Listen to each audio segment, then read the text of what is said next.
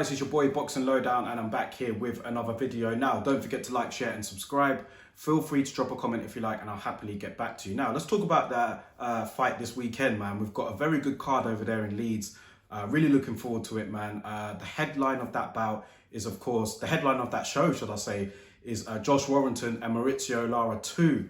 Now, who would have been saying that back in February when these two guys squared off? Mauricio Lara was just an unknown quantity. Nobody knew anything about him, really. And the fact that he came over here from Mexico and just wiped out Josh Warrington, man, nobody expected that at all.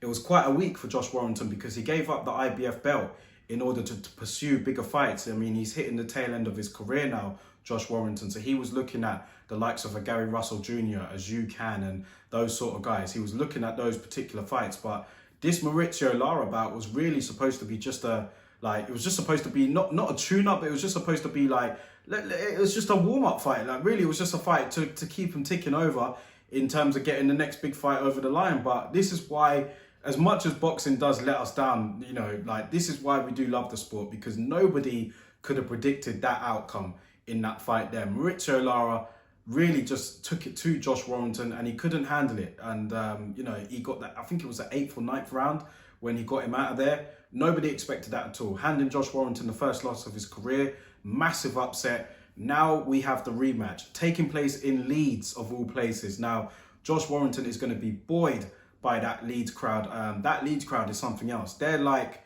how Ricky Hatton's crowd used to be back in the day, the Manchester crowd. They're like that, do you know what I mean? They really show up and show out for their fighters. So Josh Warrington has got a huge night ahead of him on Saturday night. I'm really looking forward to this, man. Will he be able to overcome, the demons from that first fight? Because he was brutally beaten in that and he was stopped. Do you know what I mean? So he's been taking advice from Anthony Joshua. I know that. He even said it himself.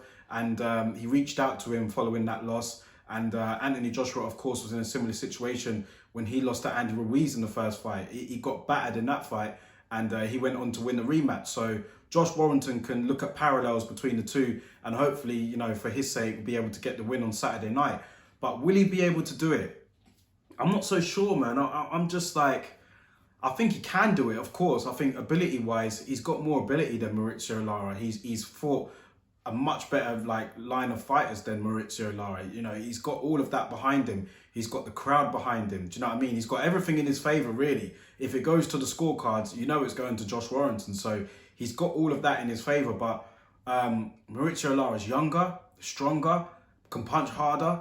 He's got a lot more energy about him. He's very raw, as we saw. But it was that sort of awkwardness and that raw punching power that really, it threw Warrington off. Now, did he just have a bad night at the office? We'll find out this weekend, man. But I'm really looking forward to this because it's intriguing. It's very intriguing and there are loads of outcomes that could happen here. Mauricio Lara can just come and just blitz Josh Warrington again. We could see Josh Warrington have a great performance and shut out Mauricio Lara, or we could see him knock him out maybe. I don't know. It really is that sort of fight, man. Very intriguing. I'm looking forward to this. I'm sitting on the fence with this one, man, because part of me feels like that Mauricio Lara will do it again. And I just feel like the Leeds crowd, as much as they'll buoy Josh Warrington and get him really pumped up, will that be to his detriment? Will he be tempted to go in there and have it out with Mauricio Lara? When the crowd are on top of you like that, you know how much energy Josh Warrington gets. He really gets pumped up by the crowd. Will he be able to maintain his discipline and not engage as much with Mauricio Lara? Because I feel like if he does, then it's really going to get sticky for him, man. So it's very intriguing. I'm very looking forward to it, man. I think if it goes late and it goes to the cards, then Warrington will get it for the cleaner work. I mean, he is much more fundamentally sound than Mauricio Lara, so I can see him doing that. But if he gets into a brawl with him, if he gets tangled or engaged in a brawl with Mauricio Lara, then I favor Lara every time. So listen, this is going to be a great fight. The undercard is very decent as well, man. You've got Conor Benn and Adrian Granados. Those two were scheduled to fight a few weeks ago at fight camp, but that didn't happen. Conor Benn testing positive for COVID, so it's good to hear that he's recovered. Looking forward to that fight as well. That's on the undercard. You've got Katie Taylor on the undercard. You've got Ebony Bridges on the undercard. So all in all, we've got a good show this weekend, man. I'm looking forward to it. But let me know your predictions for the main event. That's what I really want to talk about here. The main event, Josh Warrington and Mauricio Lara. What are your thoughts and predictions of this one? Drop them in the comment section below, guys, and I'll catch you on the next video.